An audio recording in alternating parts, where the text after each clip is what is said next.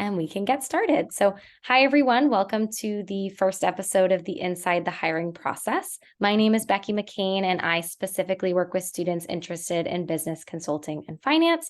And I'm here today with Jen DeLuca. Jen, would you like to introduce yourself? Absolutely. Thanks so much for having me, Becky. My name is Jen DeLuca. I am a Holy Cross alum, class of 2009. I currently am a HR business partner at HarborVest Partners in Boston, which is a private equity firm. I've been out of school for almost 15 years now and have had a variety of experiences, both in higher education and in the business and financial services industry. So I'm happy to talk more about the hiring process. Awesome. Well, we are very grateful for any and all advice that you can provide today. The first question I'm going to ask is, what do you look for in entry-level candidates in your industry?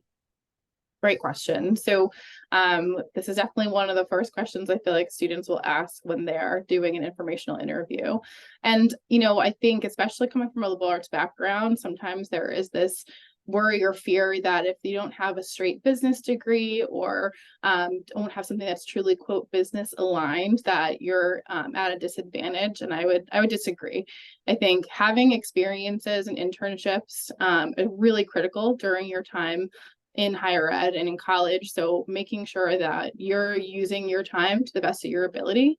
We know that sometimes folks who are perhaps athletes or have different commitments don't always have the ability to participate in internships. And so we're also looking for how you are spending your time otherwise. Are you involved on campus? Are you in various leadership roles? Those are things that are really important. If we're looking at a resume and you're getting 10 to 15 seconds, those are the things that we're looking for.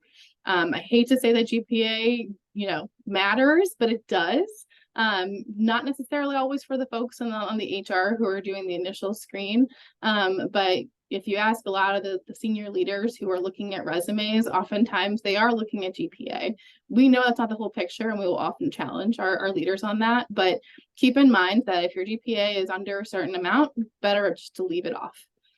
And the other thing I would say folks look for that sometimes come through on resumes, but certainly can come through in some of your initial conversations with folks, really is this, curiosity.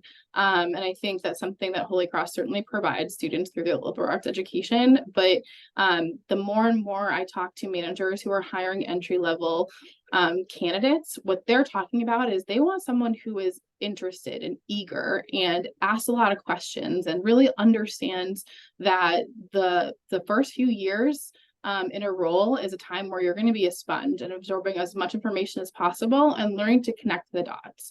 And so if you're able to kind of have that shine through when it comes to either your resume or an initial conversation with someone, that's going to make you stand out much better.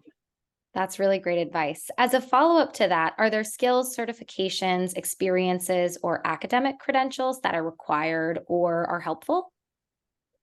Good question. So as far as experiences, like I said, any internship experience is going to be helpful.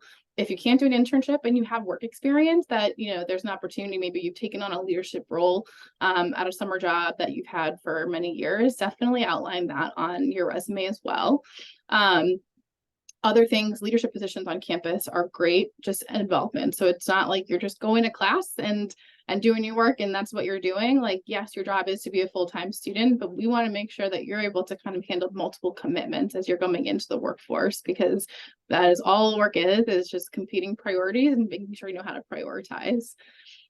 In terms of certifications, it's going to vary based on the field or the focus area that you're interested in getting into. My personal advice is if you're not totally sure about an area of business, it is not necessarily worth your investment to get a certification, because it turns out you may not love it. And the reality is a lot of businesses will actually help cover and pay for either the preparation and or taking the certification itself. So you're better off holding off on some of those certifications once you start your full-time job and really understand what your interest areas are, because we would hate to see someone spend all this time studying for a CFA and realize that's not an area of business they want to be involved in long term, because it really is a big commitment from a time and a financial standpoint. I know Holy Cross has pre-business opportunities. And so if there are things that are being offered on campus or perhaps through associations that you're involved in that are aligned to your interest areas, absolutely pursue those and certainly highlight those. But there really aren't any necessary baseline requirements that we're talking about when we're thinking about entry-level opportunities in business. Thank you. I'm sure lots of students would feel relieved to know that. What can students expect from the interview process, and how would you recommend they prepare? Yeah, so there's generally, every firm does things a little differently. There are many firms right now who are using, technology with doing virtual interviews, talking to a computer screen, so talking to yourself. Usually those things are timed, and so there's a lot of AI happening in the background, listening for your answers and things like that. So especially when it comes to those things that are recorded, I always say practice, practice, practice. The ability to even, take Zoom and go on and just look at yourself and record yourself for a little while and see how you're answering questions makes a difference. Leverage your career services colleagues and leaders to be able to help you prep for those as well. In general, though, when you think of a hiring process, you apply to a company, perhaps it's through an alum, perhaps it's through just the typical job board. The HR team is usually the people who are screening the candidates and their resumes. Depending on the type of role, you may get 10 to 15 seconds of a resume screen, and then that gets passed on to the hiring team to make a decision on whether they'd like to move forward. If they'd like to move forward, oftentimes someone from the HR team is going to reach out to you to have generally a 15 to 20-minute conversation. This is what we call a phone screen, where they just kind of get a good sense of who you are as a candidate, what your interest areas are. Oftentimes they'll ask the questions about salary expectations and just better understand if you're a good fit moving forward. And they'll make a recommendation to the hiring team. Then they'll schedule a typical interview. Some companies will do 1 or 2 interviews or 2 hours long. With technology, it's been great. People are able to kind of do it all virtually. Other companies are inviting folks to come on site for some of the later rounds. Generally, for entry-level roles, we shouldn't be seeing more than 2 to 3 rounds for interviews.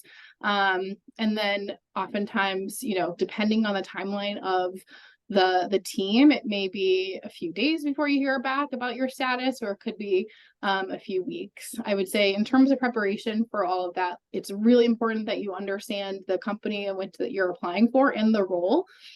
Keep in mind that job descriptions often disappear from job sites. So if you apply somewhere, make sure you copy and paste that and save it somewhere. So that way, if you do get an interview, you have it readily accessible.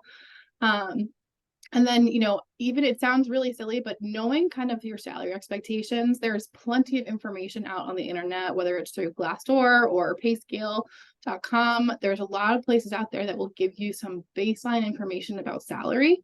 You don't totally need to know what you're looking for, but to have an educated range is going to be really helpful for you because you don't want to disqualify yourself by shooting too high for a role. And saying a salary that is totally not within the hiring band. But you also want to show that you've done some education about what the market rate is for that opportunity.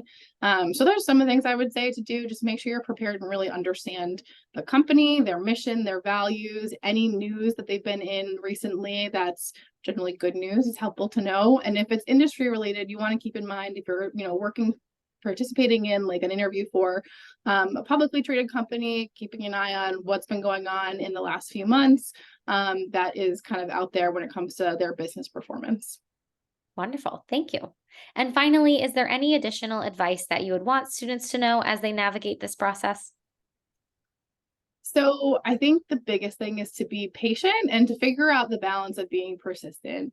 I know I'm someone who has a really hard time kind of waiting for an answer. You feel like you did a really great job of the interview, and perhaps you were the first person to interview. And so there's 5 or 6 people after you, and based on people's schedules, that means it may be a week or 2 before you hear anything. And so whenever you can to leverage your recruiters, they're really there to advocate for the candidates. And so reaching out to them to say, hey, just looking for a status update.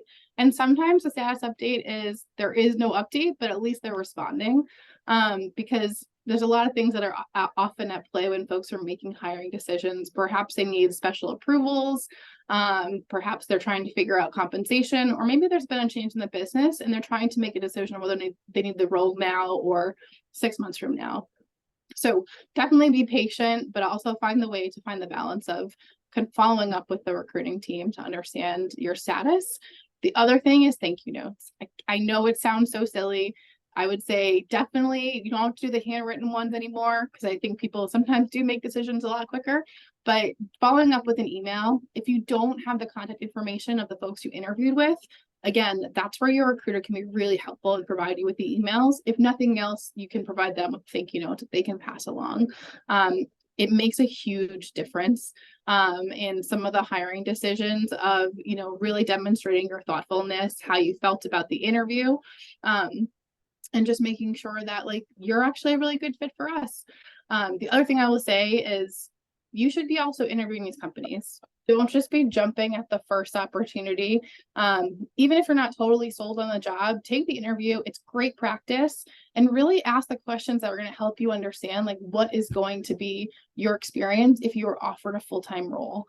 I always tell people your first job out of college is not likely going to be the job that you're going to be doing for the rest of your life. And so this is the opportunity, one, to try new things, but also, if you're not finding your dream job, it's probably okay, because you're not going to be doing the same thing for the rest of your life. Definitely. Well, all of this advice has been very helpful, and I know that students will appreciate it. So thank you very much for your time today. I'm going to stop recording.